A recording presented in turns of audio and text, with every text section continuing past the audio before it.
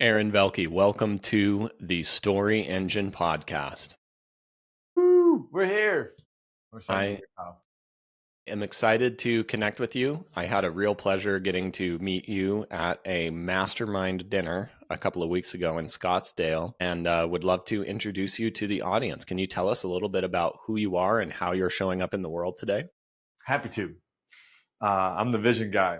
I help men specifically, though I've worked with a lot of women over the years, find where they want to go again, find who they want to become, and find the direction they want to really supplant themselves in. And my job as a coach is really interesting because I think coaches, kind of like an anti-coach, coaches are a dime a dozen. And my commitment to people has been, hey, I'm going to make sure you move. That's the way I would define my job in a nutshell. You cannot stay still with me or with us, the team. And this idea of vision, I think, is really unique in that most people use vision as like this accelerated way of connecting emotionally to what they want. And I don't really see it that way. It's sort of the roadmap, the tactical roadmap. If I say I'm going to be healthy at 50, then I have very distinct choices to make today. So my job, in a way, and the way I like to show up is I like to help people that are at a crossroads. They're stuck at what now, what's next, or I'm burnt out, I'm bored, I'm frustrated, I'm not where I want to be, or I'm unhappy, unfulfilled.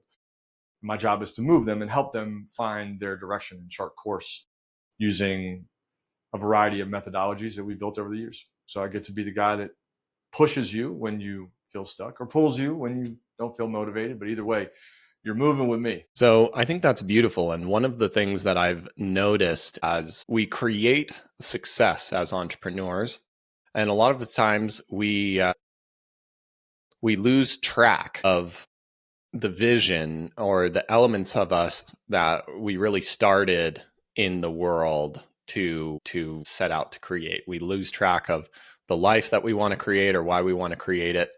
And then as a result of managing the success that we've created. And I think that to be an entrepreneur, I say this a lot on the show, but you've got to get wires crossed in one form or another. And it works out for us in the short run. There's some kind of I'm not good enough essence that gets imbued in us. And in the early stages of entrepreneurship, it's really useful. It's really nice because it allows us to work harder and grind harder to get the things off the ground. But once we get into the six figures, seven figure marks, that attitude and energy becomes counterproductive. We usually can't out hard work all of the things, although hard work is always important. But the working hard and solving the problems and grinding things out as we start building a team, making more of an impact, usually starts to slow us down and distract us from the real essence of who we are. And so we think that what we do is valuable, not who we are. And this influences a lot of choices that we make, both big and small, mostly without us realizing it. And I'd love for you to start off with some examples of, like, what do you see people doing that gets them a little bit off track in how they're showing up in their business? What are the symptoms of this loss of vision that you observe?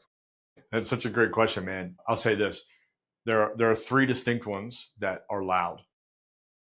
So the first one connected to this idea of speed, because speed is what creates lift, right? More production, more work, more tapping into our pain.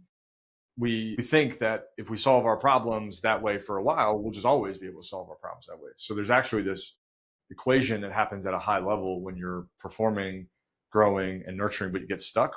The immediate response is, I'm just going to go faster. So we push speed even more to try to elevate out of a situation where speed will not, it actually exacerbates the problem. So that's symptom number one, is like pushing for more speed. I got to do more to get out of this. I think the second is an interesting dilation of time, where we look at, well, I'm just going to keep hustling and hustling and hustling, and I'm going to keep building. And when I get there, then I'll deal with blank. Then I'll work on blank. And we almost think that we're going to arrive at this place. This was certainly my story. I'm just going to arrive at a place, at a demarcation of success. And then all these other dominoes are going to fall that have nothing to do with that pursuit. And we often go in some sort of fragmented pursuit of both, but they're at odds. And I think the symptom of that is usually fulfillment and health and relationships at the expense of our goals. And I think that's a recipe for burnout. My story, my definition of burnout is when our goals contradict our values. And I think that's a symptom that is very loud also. The third one that stands out, I see this all the time, the idea that busy means progress. And definitely also my story, I've been here numbers of times and I have to have people in my world remind me to calm down. There's a big difference between movement and progress. Progress is like a vector, right? It has magnitude and direction. It has to be connected to like an end goal. And if you don't know what the end goal is, sometimes best to stop. But usually those are the three. There's a lot of energy without a lot of output. Absolutely.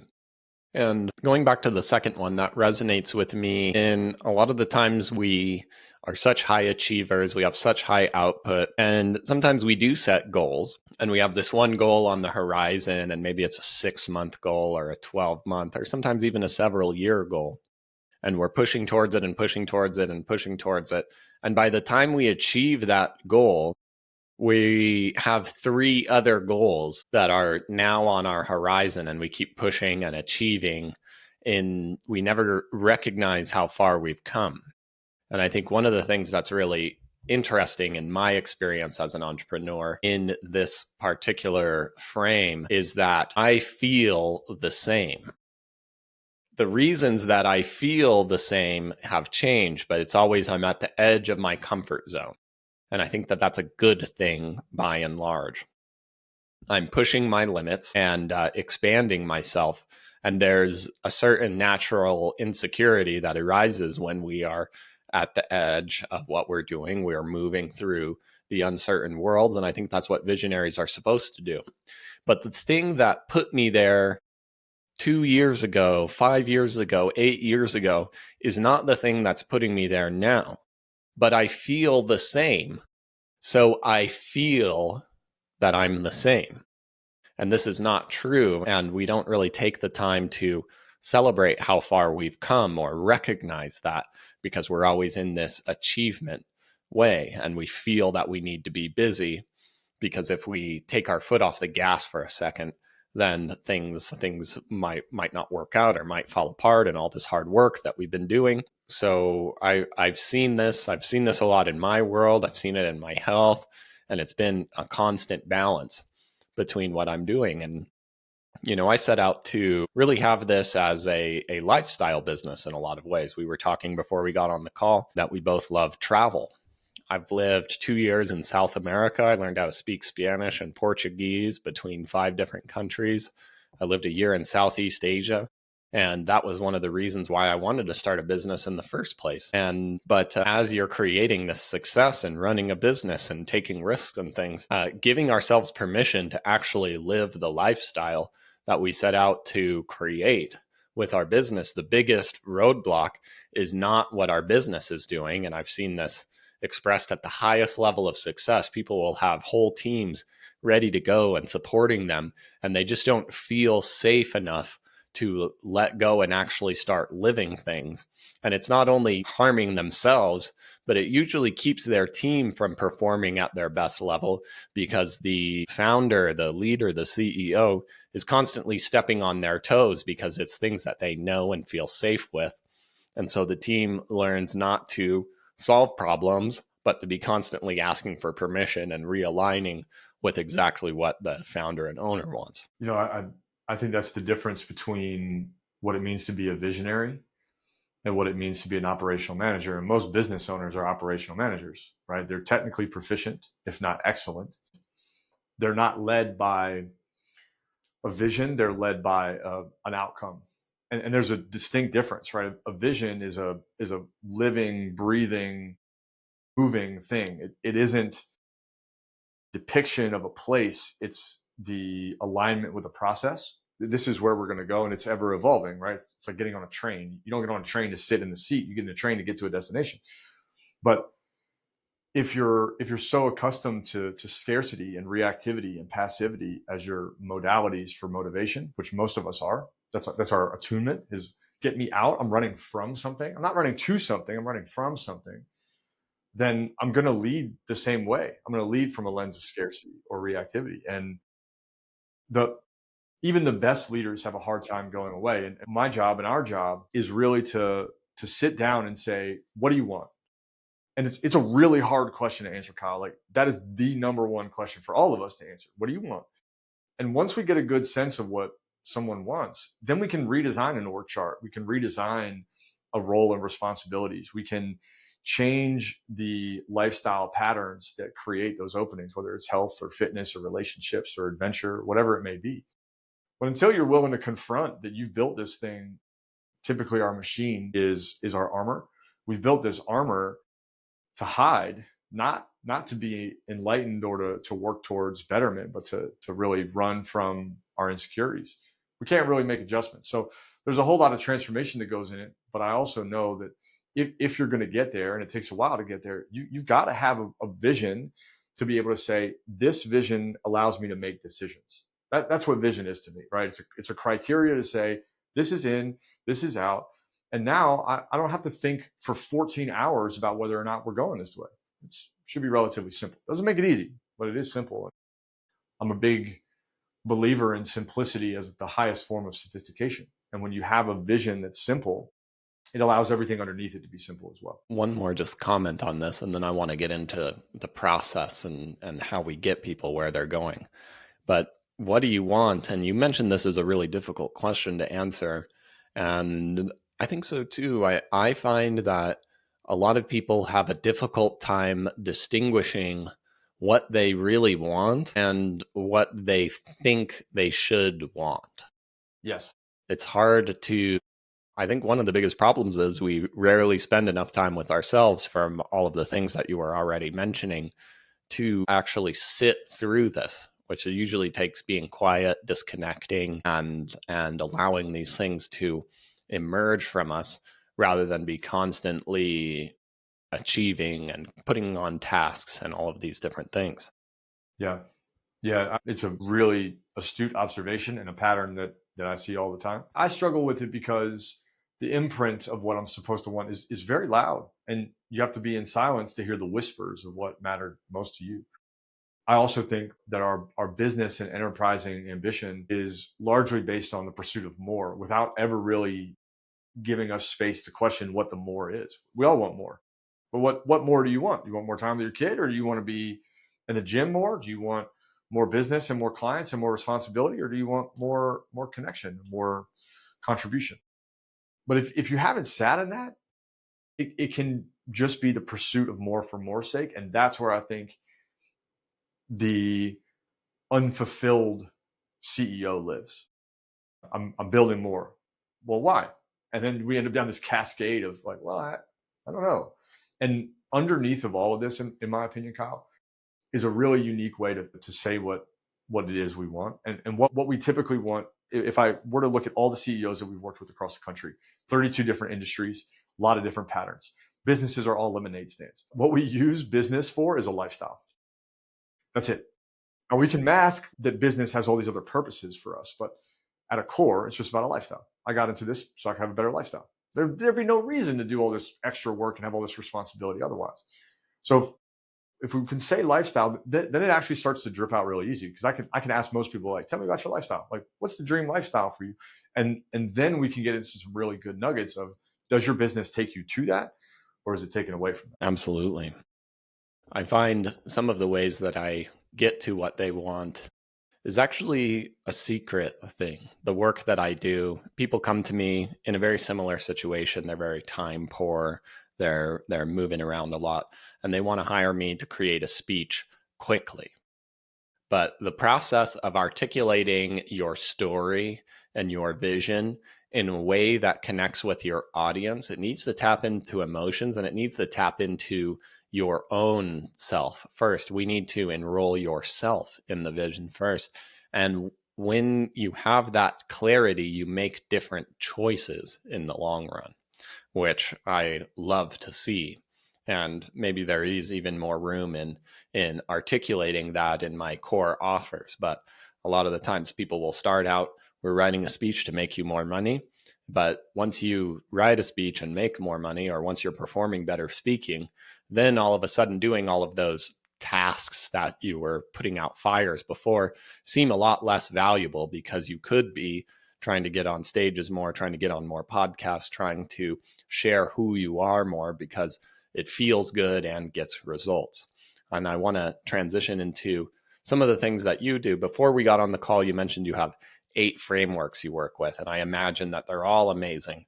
We don't have time for all 8, but maybe 2 or 3 ways that you are really delighted to create this shift and transformation in the people that you work with.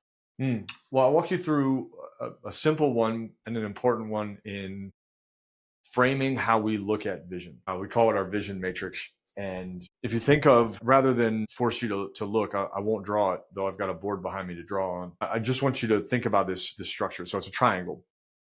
All of us are playing this game to try to feel a certain, despite what we think, even for those that have shut off all our emotional valves. This was me in like circa 2019.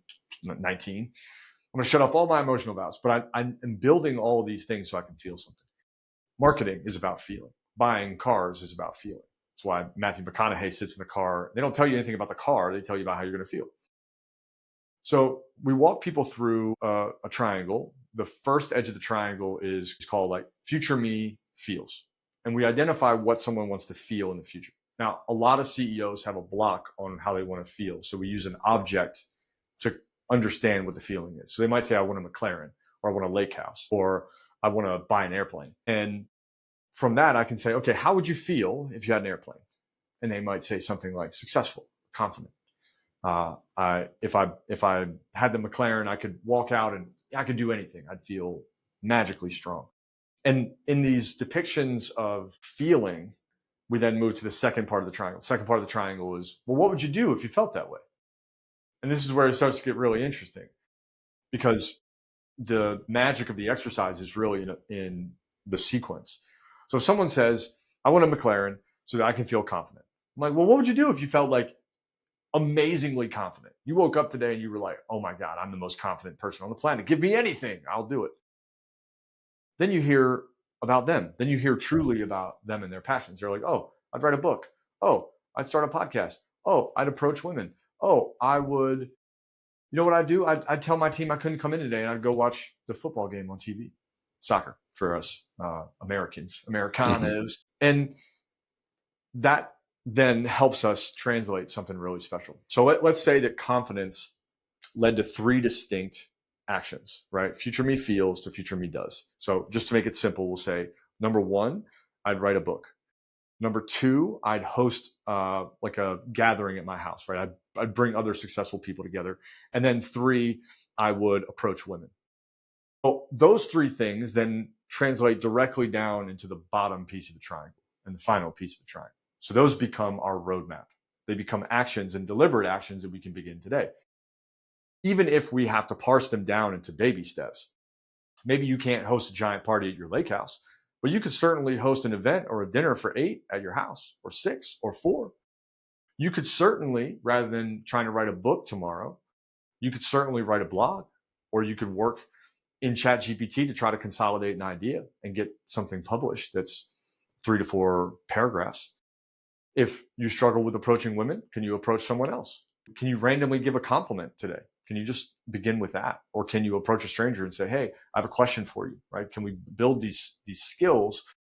And now what starts to happen, here's really the trick. If someone says, hey, I want to feel this way in the future, and this is what I would do if I felt this way, and here's how I begin this today, the magic of the triangle is that we complete the square. And the square is, I want to feel like I would feel in the future today. And if you start hosting parties, you'll feel confident. If you start approaching people and just giving away compliments, you'll probably feel confident. If you start writing the book, and even if you haven't got it all formulated, you'll probably start to build confidence, because confidence is not an output from an object. It's the output of action. And that triangle has allowed us to get people who are stuck in the, well, I just want all these things. It's like an ego board, not a vision board. It's an ego board. It really stalls them from understanding how to get there. And we've had CEOs of incredible magnitudes all get stuck behind, like, these are the objects that I want. And what's really difficult about an object being the vision is that it doesn't tell you the way to get there. it doesn't create value in the process, and it's not repeatable. So if I just get a McLaren, like I can't get another McLaren 3 days later because the thrill has gone. What I'm really trying to tap into is an emotion. Beautiful. I love it's almost a reverse psychology and laying out the path and then going backwards through the path, and it gets them to what they really want. And yeah, it's hard, and it solves the problem of what do we want and how it's so hard to find. And usually we try to find it through objects, which was the first and easiest answer, but moving into feelings. We've got time for one more. What do you think is the most unique method that you provide and that you walk people through that you're really excited about? So I have a lot of fun. I have a lot of fun doing this work, and it's often really confronting when someone starts to build vision. So that vision matrix I think is really helpful. We also have people outline their perfect day. That I don't need to go over. Anybody can do that at home. Mm-hmm. But here's what all of these things collapse into. At the end of almost all of our programs, we have people rebuild their org chart. And we build an org chart that includes their personal life. Because I think you need a team for everything. Life is a team sport, in my opinion. And in the process of that, we force CEOs to really look somewhat myopically at the end goal again. And when we rebuild an org chart from this, like, does it empower your lifestyle? What ends up happening is they are forced to confront that they have built their organization backward. They have built the organization not from a lens of, does this provide the life that I want, but does it satisfy some business profitability? And we have them go through an exercise where they depict their perfect day, and they use that in both business and personal, and then they craft the org chart from those days. And what's astounding is that by the end, most of them have recognized that they have put themselves in the middle, like they're the middle, the eye of the storm. Only the eye, unlike a hurricane, is not calm. The eye is like where everything, it's more like a volcano. And everything in that middle is hot and it's sweaty and it requires a lot of work. And we've got a whole framework on like how to be focused. And the framework allows someone to really see their org chart differently because they now can identify their distractions. They can identify their comfort zone. They can identify their priorities, and they can identify what playing big looks like and build an org chart based on those things. Who handles my distractions? How do I delegate those? Who helps me get out of my comfort zone, and how do I leave that? So how do I build stability? Who helps maintain my values and my centricity on what I care most about? And then if I'm going to stretch and play big, which all of us want to do, how do I bring that to life? So those things are themes that I've struggled with for a long time. How do you maintain focus? But a lot of it has to do with how you build an organization. And if you start scaling backwards from a vision, you often end up with a dramatically different org chart than if you are building from like the airplane that's falling out of the sky. And we all do this. I think it's actually important to do this, right? That we build the plane while we're falling, and then we don't ever land and say, I don't think this plane is working for where I want to go. And we just help rebuild the plane fully, top to bottom. I love that. I see a lot of that in one simple expression of this is how I manage my calendar. And I'm very good at putting business calls and business tasks on the calendar, but less good at putting the other elements of life. And I think that is a bigger or a smaller piece of the bigger picture that you're saying here. So I want to change the focus a little bit and explore your story a little bit here. And so you've mentioned that people have a tough time feeling things. And so I imagine that you've had some practice in tuning to your own feelings. And I want to read back some of the things that you've said. And I want you to just try and feel where these things occur in your body. And then we can move on from there. Sweet. So one of the biggest problems is speed. Trying to solve all your problems with more production and more work. It's what's worked for you in the past. And if you can just go faster, if you can just push yourself a little bit farther, then you can solve the problem. But it just seems to be creating more and more problems. Every time you achieve something, if I keep hustling and building, when I get there, which is a constant moving goalpost, then the rest of your life can start. But it's leaving you unfulfilled, bad health, bad relationships at the expense of constantly new goals. And you feel unsafe when you're not busy. So you're always creating more busyness for you without actually knowing the reasons. And all of this discomfort has you shut off emotionally. Where are you feeling this right now? That is 100% middle of the chest. Excellent. When, Aaron, have you felt most like this? Back against the wall. I remember the beginning of COVID feeling like that. I lost everything in like 14 hours. It was nuts. I remember feeling like this, I was walking on to the soccer program at my college. That was a big deal. That was a moment that I felt it. And it had a different context, but I'd certainly felt the same sort of not enoughness all throughout middle school and high school. I was picked on a lot. So there was always this, like, I got to prove it, like white knuckle it, whatever I got to do. I think even recently, I'm not immune from the same problems. Of course. Even recently, these things have popped up as I navigate some tricky personal challenges related to my son. So those moments hit, right, where I'm like, oh, I gotta do more. I gotta create more. Gotta. So anytime there's what I would dub like a scarcity ping, that's my response. Yeah. Tell me about, I lost everything in 14 hours. And this might have been at the end of the 14 hours. This might have been in the middle of the 14 hours. But there was probably a physical location and place where you were that you had this realization that this is happening or has happened. Where were you? I was in my loft in Baltimore at the time. 2 emails signaled what I would then call like the cataclysmic COVID response. The first email was that schools were shutting down indefinitely.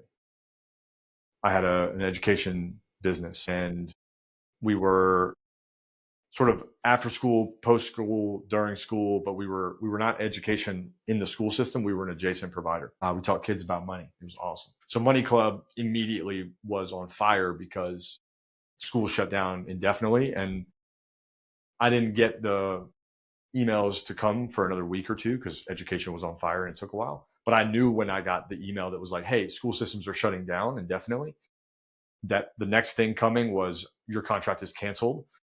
And there was going to be nothing I could do about it, right? Insurance wasn't going to cover something like that. So that was one. The second thing that happened about 2 weeks prior to that, Leap Day, February 29th, 2020, I published my first book. That book is called Let Her Play. I've been coaching girls soccer professionally as a youth instructor for 10, maybe 11, probably closer to 12 years. And similarly, we as a club, and I was part of that, we had to shut down the club. And I knew that youth, as long as schools were closed, youth sports were also going to be shut down.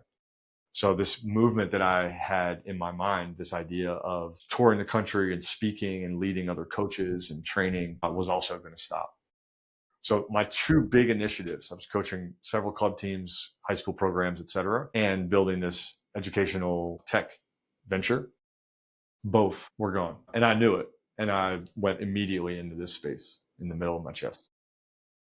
Describe the loft in Baltimore where you were, or the room where you were reading this first email. Brick building. I'm in a loft that's got maybe 30-foot ceilings. The window is 26 feet tall, and it looks like a giant arch in the middle of the whole room is the window, basically. My desk is in the corner where the window's to my right, and I'm facing the wall. And as you looked into this apartment, if you were on the outside looking in, you would know this building is 200 years old. It's like an old train smelting facility that they converted. So brick on the outside, metal, all kinds of really cool things. And on the inside, pretty simple. Kitchen, open area, open concept, and then upstairs loft. And because it had such a big window, it had just this immaculate shine to it. And it was March, so it was sunny, a lot of light. It was awesome. I had great furniture, really creative space. Like I felt really creative there. But in that moment, what I felt in that space was that I don't know, 1,300 square foot loft was 2 square feet.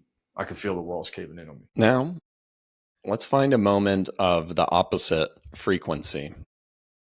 A moment where you felt this peace, you were tapped into your vision, a moment of enoughness, of alignment, a moment where you experienced the same promise that you deliver, and as similarly specific in time and place as possible, please. Yeah, great. The one that comes to mind, let's see, what city was I in? I was in LA. Is that LA? Yeah, let me think about this. No, better one. I traveled out to Pennsylvania. I was staying at a Holiday Inn not far from, what airport is that? Harrisburg, I guess. I was in Allentown, Pennsylvania. I'm staying at a Holiday Inn and I'm doing a full day immersion with a client there. And we finished this day where we were looking at what kind of impact he wanted to have beyond just the success of his business. We looked at, did he want to vertically integrate his world so that he had one focus with a bunch of different businesses underneath it? Or did he want to go wide and have multiple businesses that all had their own staying power and market value? And then we tandemed into business. And I was at his house. We were sitting in his living room, and one of his daughters came over with like a bluey pack of animals, like little toys. And he said something to me then at the time that I knew had the sticking power. He said, it'd be really awesome if I could build a place where they could go learn about STEM. All these different experiments could be conducted and they could have like a place. And I was like, well, what if there was more than just them? What if it was like for the neighborhood or for all these things? Like, you have connections, you're in commercial, you could do all these things. And later that day, we were in a coffee shop and I started to ask him questions about like what if he had the best year ever, what it would be like. And he had an amazing list. Then I said, okay, imagine that was done in 3 months. Then what would the year look like? And I did that 3 more times. And by the end of that list in that coffee shop, that human being, I think he got it. And I could see that he got it, because the list that we came up with at the end of that, like year 3, quote unquote, year 4 of this time compression, was all of the things that mattered most to him. Impact in Serbia, impact in the neighborhood, getting involved with local politics, all of these things. And I knew that was the moment. I knew that was the time where he finally could take lofty goals and make them like a track to where he wanted to be. And at that moment, I experienced this glowing gratitude for being able to sit in that pocket with him. And given that we had just had this moment at his house with his kids, to be able to see this individual like click and wake up, it was a moment of tremendous attunement to exactly why I do what the fuck I do. Love it. All right. Are you ready to hear your story? Well, let's do it. It can take a lifetime to build everything that you are, and you can lose it in an instant. For me, I lost it all in 14 hours. I'm at my loft in Baltimore, this brick building with high ceilings, a big arched window, letting the spring sunshine in. Outside looking in, you would see that this was a place where somebody successful would live, and I've worked hard to get to where I'm doing. I'm a master at my craft. I have successful after-school programs in soccer and in money, and I'm really proud of what I'm doing.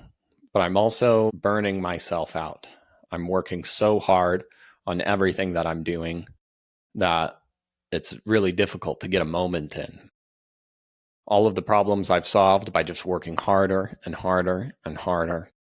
And I feel like just now I'm just right at the threshold after completing my first book that I'm really going to get somewhere. And I open up my emails and this whole vision starts to collapse right away. I hear that the world is shutting down, that schools are closing down indefinitely. And it feels like the high ceilings and the walls are caving in on me. This big apartment now feels like a prison. A few more emails come by and I realize that this whole career, this whole perspective, everything that I had been building for so long was canceled indefinitely. And now I'm here in the silence of myself, not sure what I'm going to do. putting off the life that I wanted to live for so long, thinking that I was just one step away. My health wasn't what it used to be. My relationships have suffered, all at the expense of these goals that just fell apart in a second. And it was there on that day, like many of us did during that time, that I decided something needed to change. I needed to understand my vision and connect with it in a way that I had never done before. It wasn't just doing more. It wasn't just having more. I wanted to know how to make myself feel the way I wanted and how to actually have a life that was aligned with what I set out to create. I wanted to do this in a way that was actionable, that was tangible, that made sense. And I wanted to rebuild how I organized my life, not just around doing more, not just around more business success, but to create a life that encapsulated everything that I wanted. This took many years and a lot of costly and painful mistakes, and I started rebuilding what I offered and what I was doing and testing out these frameworks on myself and with others. And I can remember a few years later in Pennsylvania on a full day immersion with another entrepreneur and executive just like me. I can remember sitting in his house in his living room, crafting out a vision that was exciting for him, and seeing his daughter walk by with a basket full of animal toys, and him saying, man, I wish I could create something for them to inspire them and excite them. And I remember asking him, why not just them? Why not the whole neighborhood? Why not the whole city? We moved to a coffee shop and continue to explore what he really wanted. And as we moved further and further in, what seemed like would take a decade could take less than a year. And what took less than a year could take just a few months. And I remember seeing something click inside of him, a sense of possibility, a connection with vision, something that he had lost so long ago. And seeing that in him, I felt that same click in me. I was tapped into myself and my life and living the way I really wanted to, maybe for the first time ever. And I realized in that moment that this process that I had gone through in reinvention, in reigniting my vision, could help so many more leaders just like myself. And that's what I'm here to share with you today. Pew! Magic. Whoa, magic. I love Thank it. you. Thank you for that. That was Absolutely. incredible to just sit in. Yeah, well done, well experienced, and it's been a beautiful journey to witness and co-create with you on this. I love that. So, Aaron, we're coming up on our time right now. I'm curious if you have any final thoughts for us, and where can we go to learn more about you? Well, if you're listening, you already know my story, Kyle. Fantastic. That was fantastic. If you want to learn more about what I'm doing, easy place to go to www.living.vision. I'll help you live what you want. I'll help you build the structure and framework to where you want to go. Lots of programs there you can learn about, but the easiest thing to do is to book a call and let's have a conversation. Do not bite. Man, I just have an overwhelming sense of gratitude for today. That's what I'm feeling. Grateful to have you there. Thank you for sharing your story with us on the Story Engine podcast today.